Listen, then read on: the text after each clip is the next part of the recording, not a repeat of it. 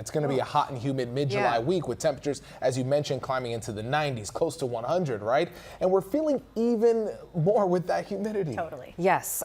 So, there you have it. Another summer swelter on tap. It's important to remember that this kind of heat can be dangerous. In fact, heat is the deadliest weather-related hazard in the United States. Heat actually kills more people in the U.S. than hurricanes, wildfires, and floods combined, according to the National Weather Service. So it's something to take seriously, but there are precautions you can take right now to not only beat the heat, but stay safe. We're bringing in ABC News medical correspondent Dr. Darien Sutton now. Thank you so much for being with us, Dr. Sutton. This is such a serious topic, and we talk about it a lot, but it is worth mentioning.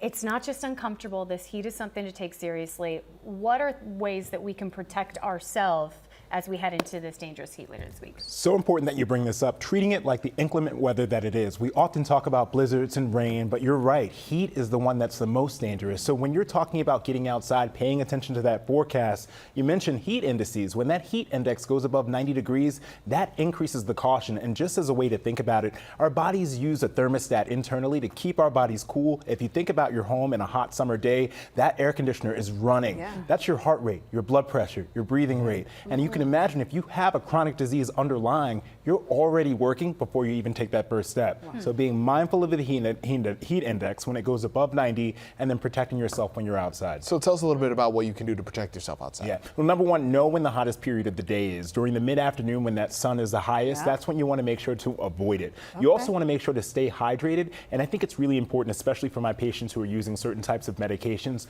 be aware of your risk. If you're using diuretics for your blood pressure, for example, if you're using antidepressants, antipsychotics, they can change that thermostat and make it difficult for your body to keep up with that heat. So you got to practice even more caution. Okay, so Dr. Sutton, you just saw Danny 7-day. We're going to have a lot of cloud cover with that extreme heat.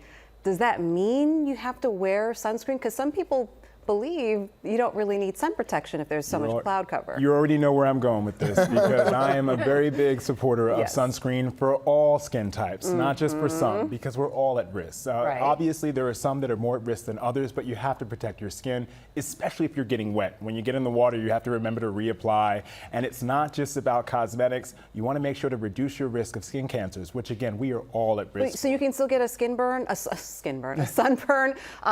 on a cloudy day? You certainly can, especially if you're in the pool, because you'll be unaware of feeling that heat. And so many people will get that sun from being in the water, not realizing that they're getting damaged. Got it. One of the most tragic heat-related stories, every summer it feels like children left in hot cars. It's just devastating. Can you walk us through how serious the threat is? We know that temperatures inside a car are so much hotter than the temperature outside. Every year it's estimated that at least 35 children die within hot cars. And the most concerning part of that number is that each and every one of those cases are preventable. So you want to make sure to be aware. When you have your change in routine, that is when you're more likely to increase the risk of leaving a child in a hot car.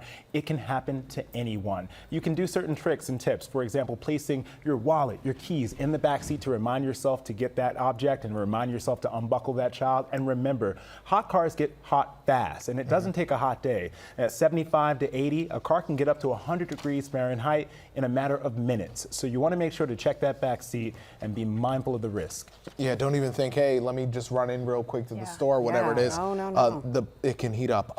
Any final thoughts as we head into this hot week? Anything you want to leave viewers with? I think being mindful of those who are most at risk. Our grandparents, elderly, those above the age of 70, those who are pregnant, children under the age of 5. Thinking about ways that you can be active, but in cool, moderate temperatures. Thinking about libraries, senior centers, even the mall or movie theaters. Trying to escape the heat is best, especially if you don't have an air conditioner at home. So make a plan and be safe.